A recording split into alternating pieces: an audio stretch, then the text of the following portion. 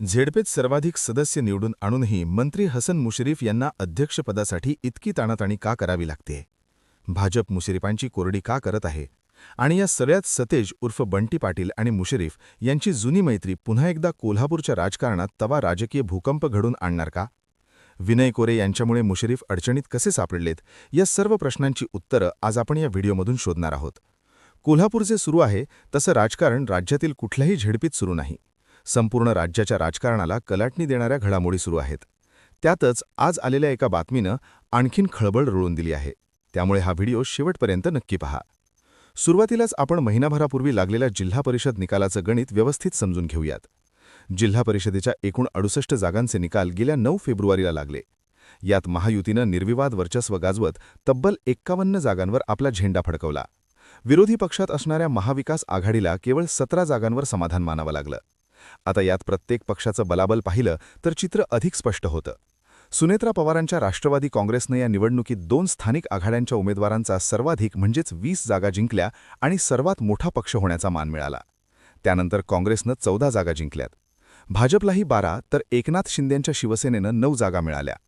आमदार विनय कोरे यांच्या जनसुराज्य पक्षाने 5 तर अपक्ष आमदार राजेंद्र पाटील येड्रावडकर यांच्या आघाडीनं 4 जागा जिंकल्या आणि ठाकरेंची शिवसेना आणि स्वाभिमानी शेतकरी संघटना आणि स्थानिक आघाडीला प्रत्येकी 1 जागा मिळाली. हे साधे सरळ आकडे बघितल्यावर कोणताही माणूस म्हणेल की राष्ट्रवादी काँग्रेस सर्वात मोठा पक्ष असल्यानं अध्यक्षपदावर त्यांचा नैसर्गिक दावा असायला हवा. राजकारणातले आकडे नेहमीच प्रणिताच्या पुस्तकासारखे कधीच साधे सरळ नसतात, हे तुम्हालाही नीट ठाऊक आहे. आणि इथेच खरी मेघदली आहे. तुम्हाला सगळ्यांना आठवत असेल की काही काळापूर्वी कोल्हापूर महापालिकेची निवडणूक पार पडली होती. तिथे सत्ता स्थापन करताना भाजपनं महापौर आणि उपमहापौर पदावर आपला दावा सांगितला होता. त्यावेळी 4 जागा असलेल्या राष्ट्रवादीनं महापालिकेच्या सत्तेत वाट्यासाठी फारशी आग्रही भूमिका घेतली नव्हती. तिथे त्यांनी भाजपला सर्व सत्तासूत्र हाती घेण्याची पूर्ण मोकळीक दिली होती. आता जिल्हा परिषदेत मात्र चित्र उलटं आहे. इथं राष्ट्रवादी काँग्रेस सर्वात मोठा पक्ष आहे. त्यामुळे महापालिकेत जशी राष्ट्रवादीनं भाजपला मोकळीक दिली, अगदी तशीच मोकळीक राष्ट्रवादीला द्यावी अशी मुश्रीफांची अपेक्षा. त्यांना जिल्हा परिषदेचा कारभार हाकण्यासाठी पूर्ण स्वातंत्र्य हवंय. तसं त्यांनी बोलूनही दाखवलंय. पण इथे भाजपनं अत्यंत वेगळी आणि सावध खेळी खेळलीय. लोकसत्ताच्या एका बातमीनुसार महापालिकेत सत्ता स्थापन करण्यासाठी मदत करणाऱ्या राष्ट्रवादीकडे जिल्हा परिषदेत मात्र समसमान सत्तेत वाटा मागितला जातोय. मित्रपक्षांच्या आधारे संख्याबळ अधिक असल्याचा दावा करत भाजपनं अध्यक्षपद आपल्याकडे घेण्याच्या हालचाली सुरू केल्यात. सर्वाधिक 20 सदस्य पाठीशी असूनही भाजप राष्ट्रवादीला थेट अध्यक्षपद देण्यास अजिबात तयार नाही. त्याऐवजी भाजपनं एक नवा 1.25 वर्षाचा फॉर्म्युला पुढे आणून कोंडी केली आहे. या नव्या प्रस्तावानुसार राष्ट्रवादी, भाजप आणि शिंदेसेना आणि जनसुराज या 4ही महत्त्वाच्या पक्षांना प्रत्येकी 1.25 वर्ष अध्यक्षपद देण्याचं सत्तासमोर ठेवण्यात आलंय. म्हणजेच सर्वात मोठा पक्ष असूनही राष्ट्रवादीच्या वाट्याला केवळ 1.25 वर्षाचं अध्यक्षपद येणार आणि निव्वळ 5 सदस्य असलेल्या जनसुराज्यालाही राष्ट्रवादीसारखी सत्ता मिळणार. पण हाच प्रस्ताव मुश्रीफांसाठी मोठा अडचणीचा ठरतोय. एकीकडे भाजपकडून सत्तेत समसमान वाटा मागितला जातोय, तर यात आणखीन भर घालण्याचं आणि गुंतागुंत वाढवण्याचं काम महायुतीतील इतर मित्रपक्षांकडून होत आहे. जनसुराज पक्षाचे आमदार विनय कोरे आणि मंत्री हसन मुश्रीफ यांच्यातील राजकीय संघर्ष या निवडणुकीनं चव्हाट्यावर आला. या संघर्षाची पहिली ठिणगी गडहिंग्लजमध्ये पडली होती. गडहिंग्लज नगरपालिका निवडणुकीत कोरेंनी राष्ट्रवादीच्या उमेदवाराविरोधात आपला उमेदवार उभं करून मुश्रीफांना डिवसलं होतं. मग मुश्रीफांसारखा अत्यंत मुरब्बी आणि शांत डोक्यानं जोडण्या लावणारा नेता हे कसं विसरेल? त्यांनी याला जिल्हा परिषदेच्या निवडणुकीत अत्यंत चोख प्रतिउत्तर दिलं. कोरेंच्या बालेकिल्ल्यात पन्हाळा आणि शाहूवाडीमध्ये उमेदवार दिले. 10 पैकी सर्वाधिक 4 जागांवर मुश्रीफांनी राष्ट्रवादीचे उमेदवार निवडून आणले आणि जनसुराज्याच्या गटाला मोठा हजरा दिला. याच पराभवाचा वचपा काढण्यासाठी आता कोरेंनी भाजपच्या आडून खेळी खेळली आहे. अध्यक्षपदाच्या शर्यतीत मुश्रीफसोबत आव्हान उभं करण्याचा त्यांचा प्रयत्न सुरू आहे.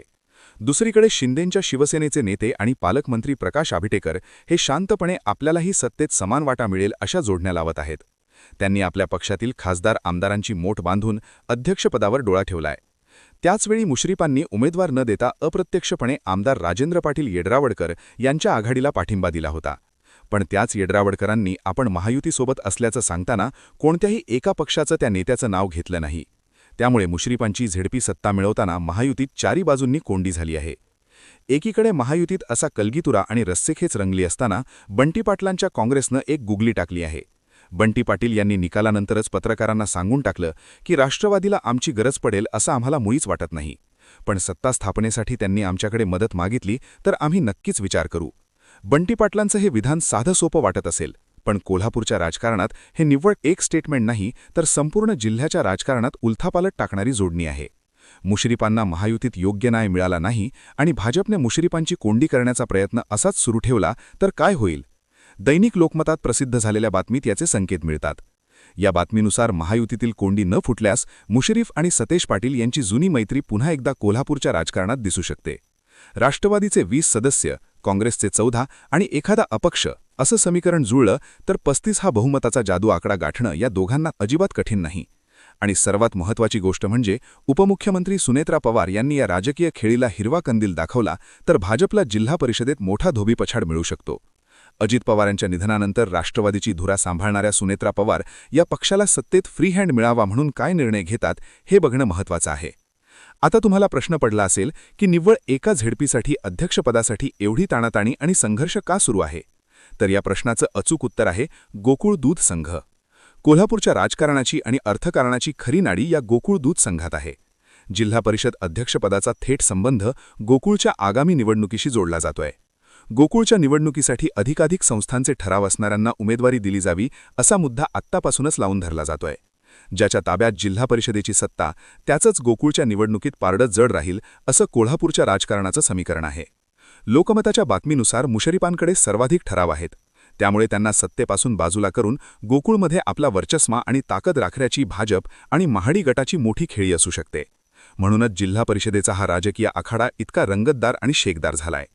थोडक्यात काय तर कोल्हापूर जिल्हा परिषद सध्या भाजप आणि राष्ट्रवादी काँग्रेस यांच्यात शहकटह्याचं राजकारण अगदी शेगेला पोचलंय. मुंबईत मुख्यमंत्री देवेंद्र फडणवीस, उपमुख्यमंत्री एकनाथ शिंदे आणि उपमुख्यमंत्री सुनेत्रा पवार यांच्या पातळीवर यावर सर्वसामान्य तोडगा काढण्याचे प्रयत्न युद्ध पातळीवर सुरू आहेत. पण स्थानिक पातळीवर कार्यकर्त्यांमध्ये आणि नेत्यांमध्ये जो संघर्ष भेडतलाय तो पाहता कोणतीही राजकीय शक्यता नाकारता येत नाही. मुश्रीफ भाजपच्या या 1.25 वर्षाच्या फॉर्म्युल्याला मुकाट्यानं तयार होणार की बंटी पाटलांसोबत जाऊन कोल्हापुरात नवा राजकीय भूकंप घडून आणणार? याचं उत्तर आपल्याला 17 मार्चलाच मिळेल.